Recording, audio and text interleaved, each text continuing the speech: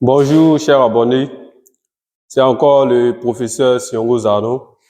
Aujourd'hui, je vais vous expliquer un peu comment déterminer l'ensemble des définitions d'une fonction. Donc ici, on a 4 types de fonctions. On va essayer de déterminer l'ensemble des définitions et puis calculer les limites plutôt aux bornes de cet ensemble de définitions. Donc, si vous êtes nouveau sur la page, je vous demande de regarder la vidéo jusqu'à la fin, de rester connecté et de vous abonner. Ne pas manquer aucune de nos nouvelles vidéos. Donc, sans plus tarder, nous allons commencer. Je vais commencer par la première fonction.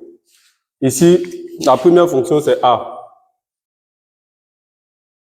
Voici la fonction qui est là et nous allons déterminer l'ensemble des définitions de cette fonction et puis calculer les limites aux bornes de l'ensemble des définitions.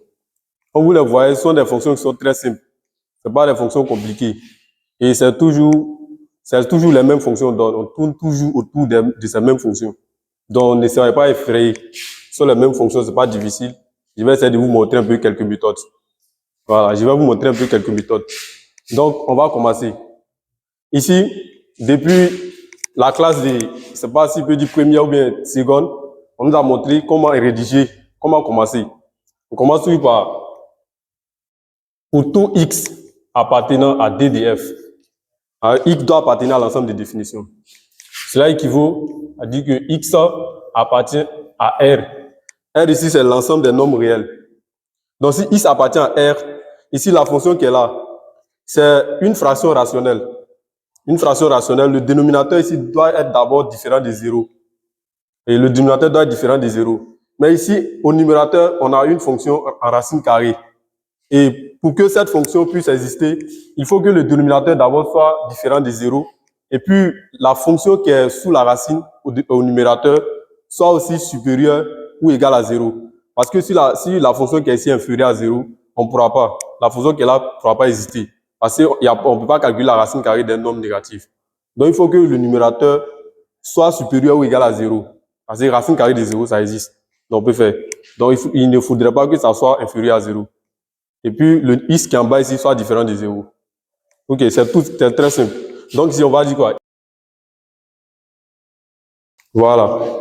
Donc, ici, j'ai X différent de 0 et 4X carré plus X plus 1 supérieur ou égal à 0. Donc, ici, lui, il est différent de 0. Donc, là, on peut dire que c'est R différent de 0. R privé de 0 plutôt. Donc, là, on peut dire que c'est R privé de 0. Et ici, on a une équation qu'on doit résoudre. Parce que tout ça là, supérieur ou égal à 0, on ne peut pas déterminer l'ensemble pour le moment. Donc, je vais essayer de résoudre cette équation pour pouvoir trouver les bornes, les intervalles. Donc, comme on le voit ici, il s'agit d'une équation du second degré. Donc, là, on va calculer, comme vous le savez, on va calculer le discriminant et puis chercher les différentes racines. Donc, ici, le discriminant, c'est... Voilà. Pour ceux qui ne savent pas encore, le B, c'est le coefficient du X. Et le A, c'est le coefficient du X carré. Et le C, c'est l'élément qui est neutre. OK. Donc, le B ici, on dit B carré. Ici, B c'est 1. Parce que ici, le coefficient de X, c'est 1. Donc, c'est B carré. Donc, c'est 1 carré moins 4 fois A. A, c'est 4. Et C, c'est 1.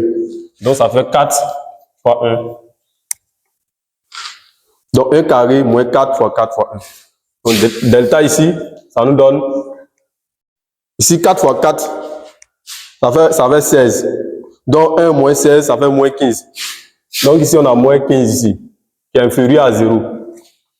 Ici, nous sommes dans R. Donc, on voit que le delta est inférieur à 0.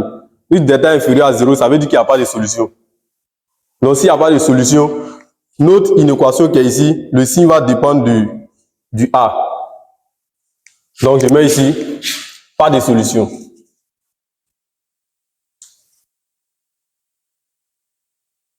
Pas de solution. S'il n'y a pas de solution, ça veut dire que le signe là dépend de A. Donc, ici,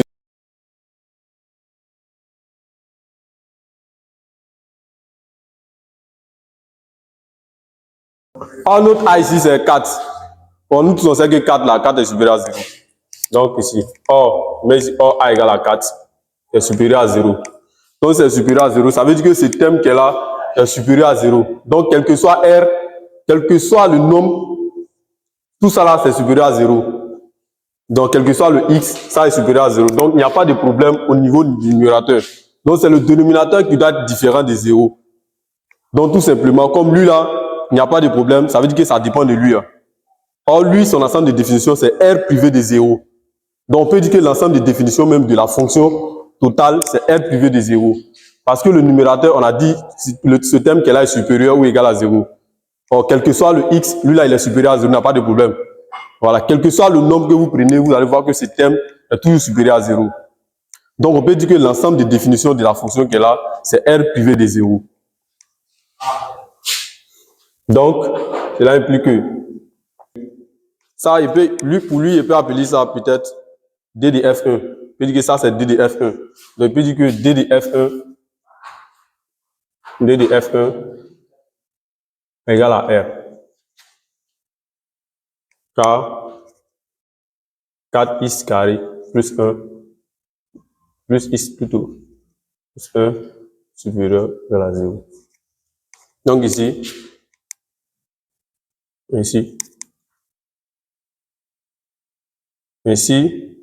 D de F égale à R privé de 0. Voilà. Parce que ici, j'ai dit que le dénominateur doit être différent de 0. Et puis celui-là doit être supérieur ou égal à 0. Or, celui qui est là, quand on a fini ici de calculer les discriminants, on a vu que ce terme qui est là est supérieur à 0, quel que soit x. Donc, l'ensemble de définition, ça dépend de celui-là. Or, lui, c'est R privé de 0. Donc, l'ensemble de définition de la fonction s'arrête à R privé de 0. Donc, si c'est R privé de 0, comme nous devons calculer les limites aux bornes de cet ensemble de définitions, on peut essayer de traduire ça sous forme d'intervalle. Sous forme d'intervalle, c'est moins l'infini. 0. Ici, on a dit privé de 0, ça veut dire que le 0 n'est pas dedans. Donc, on ouvre ici. Union 0 plus infini. Voilà. Donc, voici nos bornes ici. Moins l'infini, 0. 0 à gauche, 0 à droite, et puis plus infini. Donc, je vais calculer ici sa limite. Donc, je vais commencer par 0. Mais je vais commencer par moins infini, comme c'est la première borne. Donc, je commence par limite lorsque x tend vers moins l'infini de f de x, ça fait ici. Donc ici, on a la fonction qui est là. Donc, comment calculer ici cette limite? La limite ici, c'est à moins l'infini. C'est à moins l'infini. En moins l'infini. Donc ici, on peut dire qu'on a deux fonctions. On a la fonction racine carrée et puis on a la fonction 1 sur x. Voilà. Donc si je veux décomposer, je peux dire que c'est limite lorsque x tend vers moins l'infini de 1 sur x multiplié par racine carrée de 4x carré plus x plus 1. Donc, on va essayer de calculer pas à pas pour voir s'il n'y a pas d'indétermination. Ici, 1 sur x en plus infini, c'est réel sur infini, ça fait 0. Et cette fonction ici, si on veut calculer ici la limite de ça, c'est encore, on peut dire encore que c'est encore une fonction composée. C'est comme c'est la fonction racine carrée, puis la fonction qui est dedans. C'est une fonction composée. Donc, on peut calculer la limite de la fonction qui est là en moins infini, et puis prendre maintenant le résultat de cette limite, calculer la racine carrée de x, lorsque x tend vers le résultat de ça. Donc, si je fais x, limite lorsque x tend vers moins l'infini, de 4x carré plus 1 plus x plus 1, et voir que ça fait ici, limite, lorsque x tend vers plus infini, moins l'infini de 4x carré, qui fait ici, plus infini. Avec plus infini. Ici, c'est un polynôme, donc on prend le monôme qui a le plus grand degré. Le monôme qui a le plus grand degré, c'est celui à 4x carré. Et là, ça va être plus infini, parce que ici, le degré ici est pair. C'est moins infini, donc le degré est pair, ça va être plus infini. Donc, on va prendre maintenant, on va calculer maintenant ici la limite lorsque x tend vers plus infini ici. Le résultat qui est là, plus infini des racines de x. On voit que ça fait plus infini. Donc, si ça fait plus infini, on va dire que la limite de la fonction qui est là, en moins infini, ça fait plus infini. Donc, je mets ici, limite, lorsque x tend vers moins infini, de racine de 4x carré plus x plus 1 égale à plus infini. Donc, on voit bien. On voit que ça fait plus infini. Et celui-là, c'est 0. Or, 0 fois infini avec forme indéterminée. Donc, ici, nous avons une forme indéterminée. Et ce type de forme indéterminée, c'est 0 fois infini. 0 fois infini, on sait que c'est une forme indéterminée. Donc, on va essayer de lever l'indétermination. Donc, ici, je peux essayer de factoriser ça par un x carré ici, sous la racine. Donc, je mets ici, limite, lorsque x tend vers moins infini. Voilà. Donc, j'ai factorisé ici, sous la racine par x carré. Donc, je vais essayer de faire sortir le x carré. Et ici, sous la racine, c'est x carré. Donc, ça sort en valable sur le x. N'oubliez pas ça. Donc, ici, ça sort en limite lorsque x tend vers moins l'infini. Voilà. Donc, ça sort ici en valable absolue de x. Valable absolue de x. Et ici, pour enlever ici la valable absolue, on va regarder ici l'intervalle de x. Le x tend vers moins l'infini. Donc, ça veut dire que ce x est négatif. Donc, ça sort moins x. Donc, si ça sort moins x, c'est comme si nous avons ici limite lorsque x tend vers moins l'infini. Lui, il sort moins x avec un x ici, ça peut simplifier. Donc, c'est comme si le résultat, c'est moins racine de 4 plus 1 sur x plus 1 sur x carré. OK. Donc, je vois bien que ça, on peut essayer de vérifier pour voir ce que ça va nous donner. Donc, ici, limite, lorsque x tend vers moins l'infini de 4 qui est là, ça fait 4. Limite, lorsque x tend vers moins l'infini de 1 sur x, ça fait réel sur infini, ça fait 0. Et lui aussi, c'est la même chose, réel sur infini, ça fait 0. Donc, on voit que ici, la limite de ça se résume seulement qu'à racine de 4. Il y a un moins qui est là, donc c'est comme si nous avons ici limite lorsque x tend vers moins l'infini de moins racine de 4, qui est égal à moins 2. Voilà. Donc, voici le résultat. Ce qui veut dire ici que... Donc, voici la première limite qui est là. Lorsque x tend vers moins l'infini. On va passer maintenant à la seconde borne. La seconde borne, c'est, je vais prendre 0 à gauche. Donc, je vais calculer maintenant limite lorsque x tend vers 0 à gauche. Lorsque x tend vers 0 à gauche, de f de x. Voilà. Donc, je vais faire la même chose. Je vais essayer de décaler 0 à gauche de 1 sur x racine carrée de 4x carré plus x plus 1. Et je vais vérifier. C'est-à-dire, comme ici, on a un nombre réel. On a un nombre réel. Donc, quand on calcule une limite, lorsque le x tend vers un nombre réel, on peut essayer de remplacer le x dans la fonction. C'est comme si on calculait l'image de x à travers la fonction. Donc, je vais essayer de remplacer le x dans la fonction pour voir s'il n'y a pas d'indétermination. Et ici, on va essayer. Et quand on remplace le x ici par 0, ça nous fait 1 sur 0. 1 sur 0, ça fait infini. C'est réel sur 0, ça fait infini. Réel sur 0 fait infini. Ici, il s'agit de quel infini? Le 0 ici, c'est à gauche. X tend vers 0 à gauche, ça veut dire que c'est moins infini. Donc, le résultat de 1 sur 0 ici, ça fait moins infini. Donc, ça fait moins infini. Et ici, quand on remplace par 0, ça nous fait ici 4 fois 0, ça fait 0. Ici, ça fait 0, 0, ça fait 0. Et là, ça reste plus 1.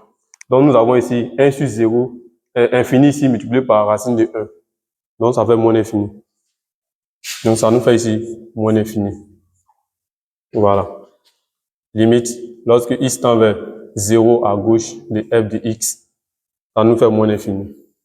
Donc, voici la deuxième limite. Lorsque x tend vers 0 à gauche, ça nous donne moins infini. Je vais passer maintenant à la troisième borne, qui est 0 à droite.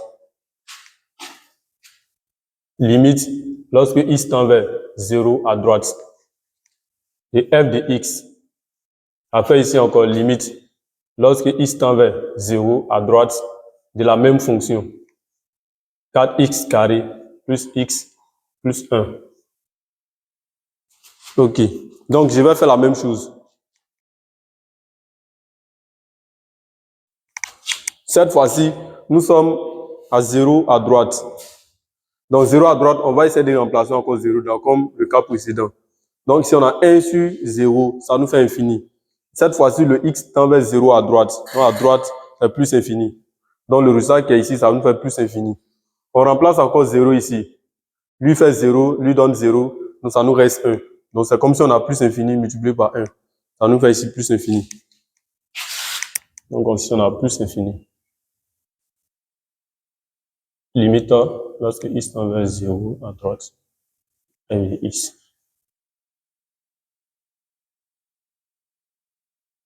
Voilà. Donc voici la troisième fonction. Limite lorsque x tend vers 0 à droite de f de x, ça nous donne plus infini.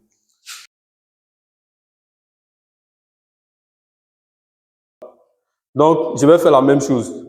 Je vais, comme ici, nous sommes en plus infini maintenant. Comme je l'ai fait dans le cas de moins infini, je vais faire la même chose. Donc, je vais essayer de factoriser ici le terme qui est sous la racine par x carré.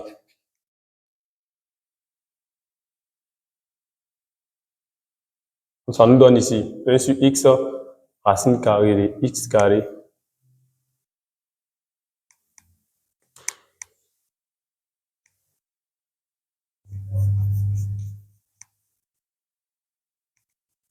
Voilà. Donc, je vais faire sortir le x carré. X carré sort encore en valeur absolue de x.